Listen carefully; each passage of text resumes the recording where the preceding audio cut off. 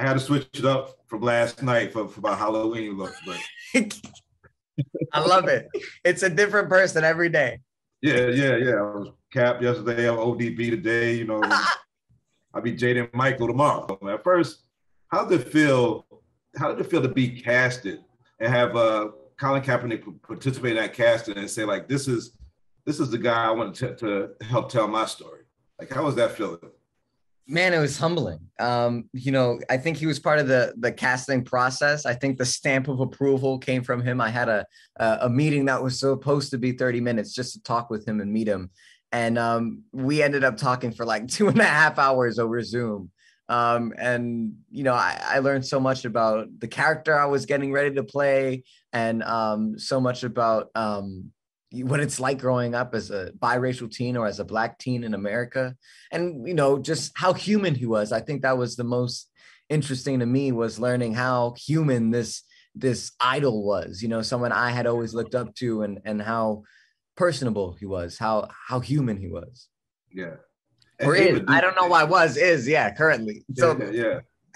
And Ava DuVernay being, you know, producing and directing the first episode, like how did she approach you? As I know you work with a lot of great directors, Baz Luhrmann and other people. Like, how was her approach to it, and how? I mean, like, what did you learn from working with Ava?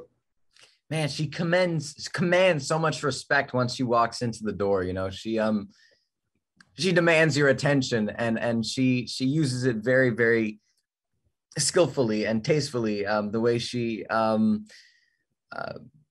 chooses her crew, the amount of the relationship we all had on set, and how family oriented it all felt, having so many people of color on set as crew members. You know, you don't have to look and search for, you know, a brother and sister in order to be like, hey, what's up for, you know, they were all there. The whole family's there. It's like a big family gathering with cameras. And in that way, it felt, the project felt even more personable, and it had such a deeper quality. There we go, Colin. Nice.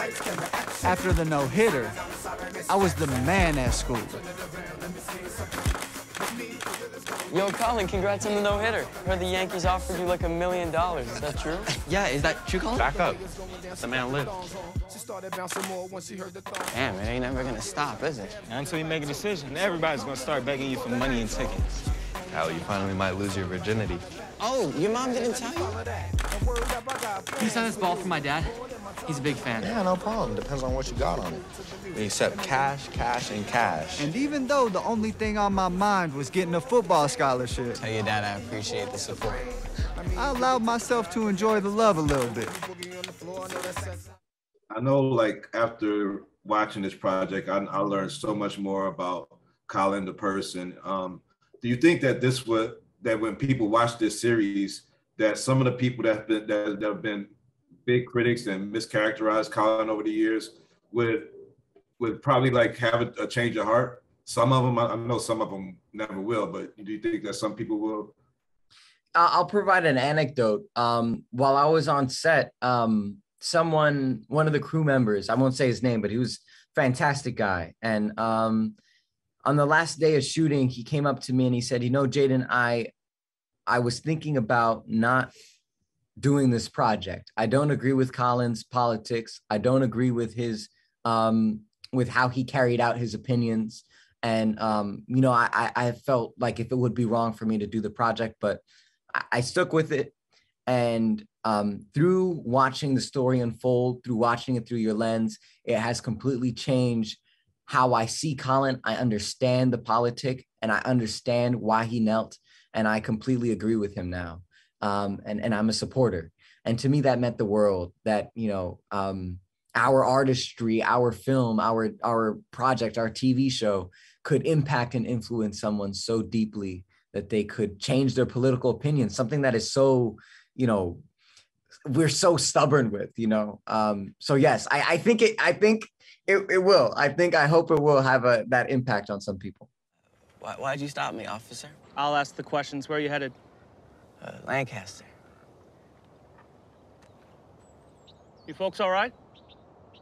We're okay. He's new to driving. He has a permit. Can I see it? Oh, keep your hands where I could see them. Ooh. He's just trying to show you his permit. Nice and easy.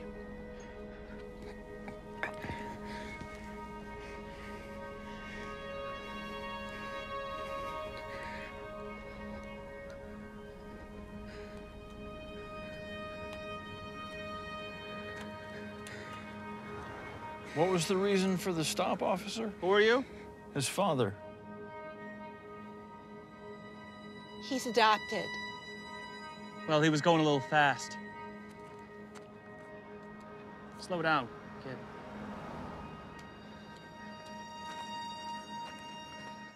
And last question. Know you from the Bronx, Latinx from DR. I'm from Harlem, not the Bronx. I'm from Harlem. Oh, okay. My bad. But what started this acting dream for you? Like, what was it a performance, or like when did you decide that you wanted to be an actor? And yeah, just that. I watched this film growing up called Imagine That with Eddie Murphy and Yara from Blackish, and I don't know, it was something about her performance that gave me a sort of epiphany as to the how artistic and free you can be with a character, how much you can experiment and become someone else. I've always liked being, the outgoing person who likes talking to people, but I've also really enjoyed, especially as a kid, just seeing people's reactions and trying to learn what kind of reaction would I do would impact them and how would they react to it. So psychology has always been very important, very interesting to me, even when I didn't even know what the word was. So I think watching her performance on screen, especially as another young Black person on screen, it really impacted me and inspired me to want to be an actor. Well, look, man, I can't wait to see you in a lot more. Your performance in this was fantastic. I love the series. I mean, I really love this series. I think it's one of the best things that Ava's done. She's done a whole bunch of great projects. So can't wait till the world gets to share it. And we can all talk about it online. And can't wait to see whatever you do, man. Yeah, it's out October 29. Thank you, brother. Thank you. So nice seeing you again.